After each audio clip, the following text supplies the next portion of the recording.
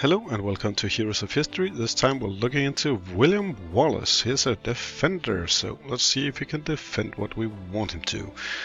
Now he has not too much attack, but a lot more defense, which makes sense because he's a defender. He also has a lot of hit points, so all in all it sounds good to have him as a defender.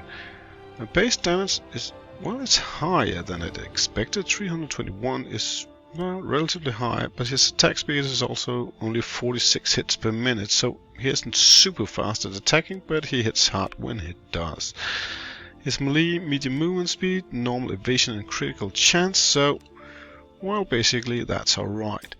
Now, he has a brave heart as his ability, so, well, I could think of a movie right now. Initial charge 7.8 seconds, regular charge 12 seconds, so, well, it's okay-ish between abilities. He has Stomp, Shield and Buff. He performs a powerful sword attack, dealing 93% damage to all enemy units within a range of 3. It's a good long range, but not too much damage, and I even have it at level 28. William Wallace gains 299% of his base damage as a shield and increases his defense by 39% for 8 seconds. That's, well, that's some serious buff in actually being able to withstand a massive amount of damage. He also grants 146% plus 8% of his base damage as a shield to all friendly units within a range of 3, which is even better, because we really like that shield on our friendly units. Awaken, well, he's not awoken at all, but he gets more attack, which is sort of weird for a defender. More hit points, oh, you can keep yourself alive.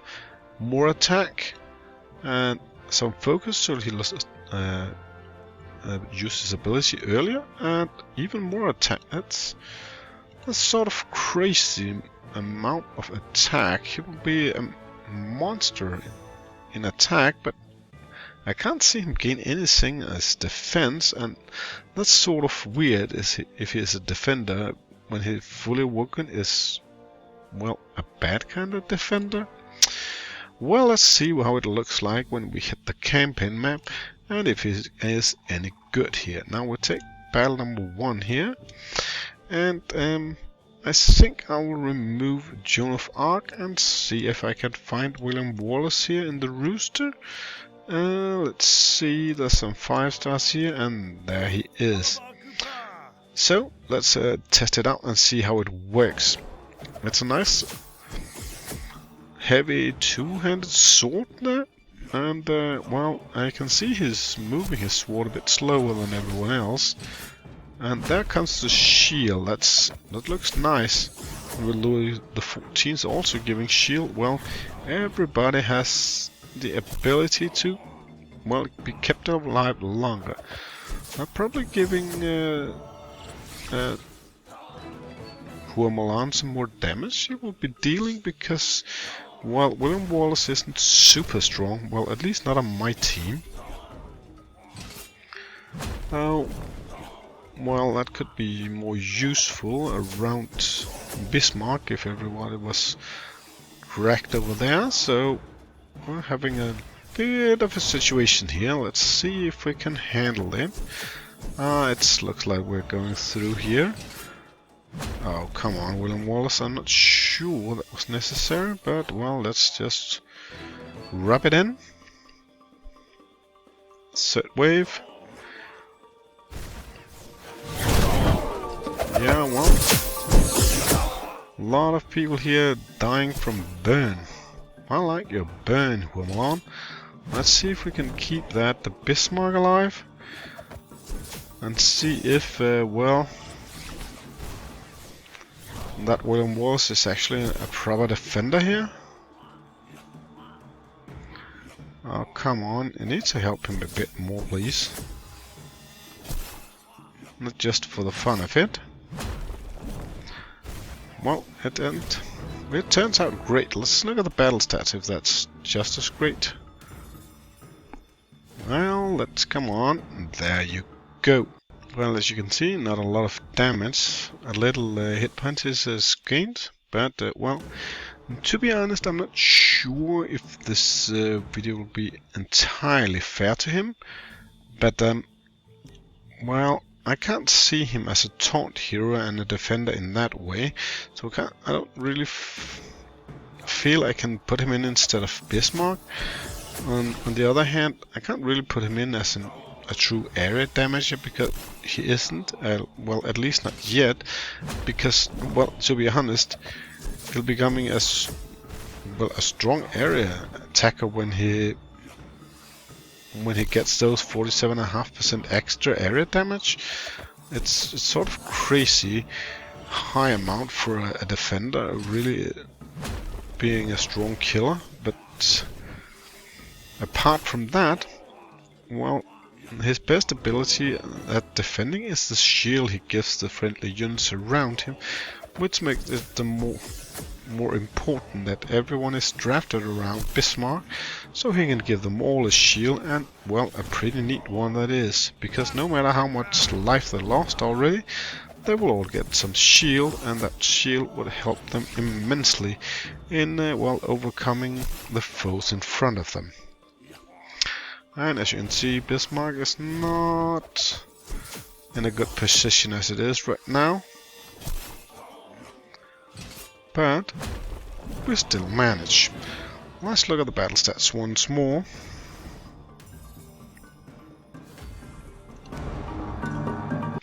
Let's turn to the third battle now and see if that does anything better for him. There we go. Continue and charts. Nice taunt here. A lot of shields and, well, hit the area damage right in the center of them. That's really nice here.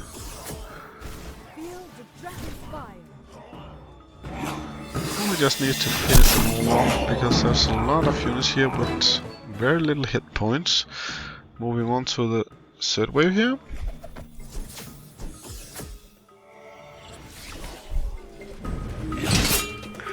In many ways, well, William Wallace seems like a combination of Louis XIV, who gets shields, and, well, it doesn't taunt exactly like Bismarck does, but he does work as a defender and attracting a lot of damage. Well, he can if there's no one else that does it for him.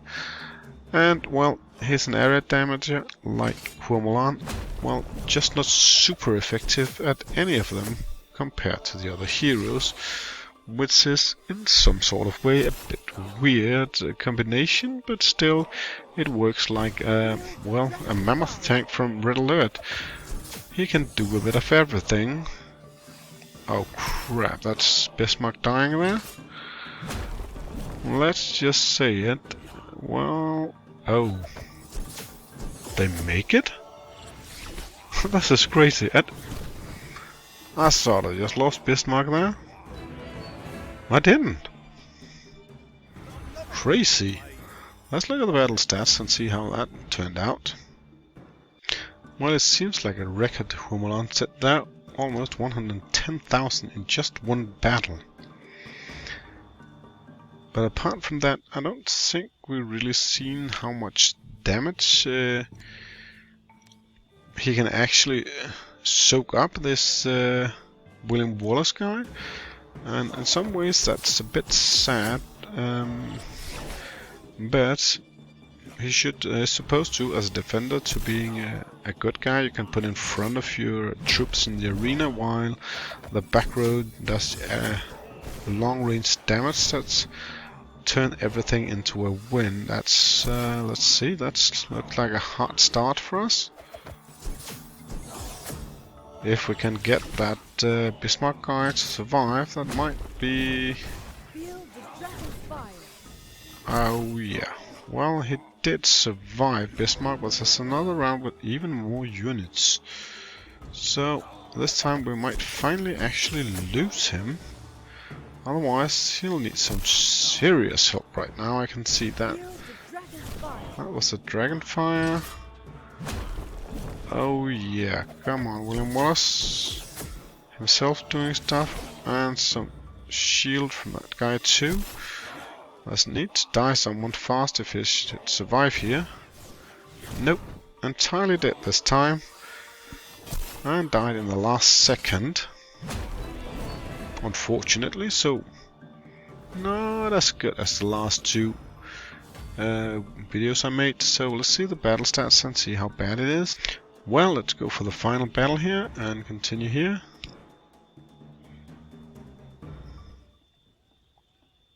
Come on. And battle number 8, continue, and we'll fight this giant blob here and see if we can manage this. Shields are up, taunt has been done, and come on. Let's give ourselves an extra shield there. Thank you, William Wallace. Some Dragonfire would be nice now. Because we really need some Dragonfire, because we're losing Bismarck really fast again. Well, the lack of damage that William Wallace does, well, it makes us lose our heroes. Especially when he can't get up in front and protect them. So, in a lot of ways, he has been placed at the wrong place of the battlefield, but apart from that, he should be able to defend in front, allegedly. Now let's run the numbers here. Otto and Bismarck, just around the same, but taking into account he actually died the last 2 times, that's he has lower damage than he would have if he had survived longer. William Wallace has a lot less damage given than Joan of Arc, so he's not a hard hitter, and well, you'd kind of need that with Otto von Bismarck. So maybe I changed him with the wrong guy. Louis XIV's more damage, Huamlan way more damage, even for Sugar the Great. Otto von Bismarck taking more damage, and well, William Wallace doesn't really get into the thick of it. Well, except for the last battle where he took some damage. Eventually, more damage for Louis XIV, more damage for Huamlan, and well, even though it's only slightly, even Sugar the Great has taken more damage. So, but of course that's okay, because William Wallace gave them a shield when they could use to take the damage. But more importantly, because it doesn't do a lot of damage, well, the battle takes longer, and with a longer battle, Sugar the Great gets to heal more. So he does soak up a lot of things, but it's also, if they're focusing on one hero alone, that's not exactly a good thing, because it prolongs the battle, and hero prone to dying because they are singled out, well, you tend to lose them before getting the 3-star, and that's not so nice. So, well, I think he's okay-ish, but he's not as good a 5-star as Joan of Arc. I would prefer her any day. Now I will say thank you for watching this video.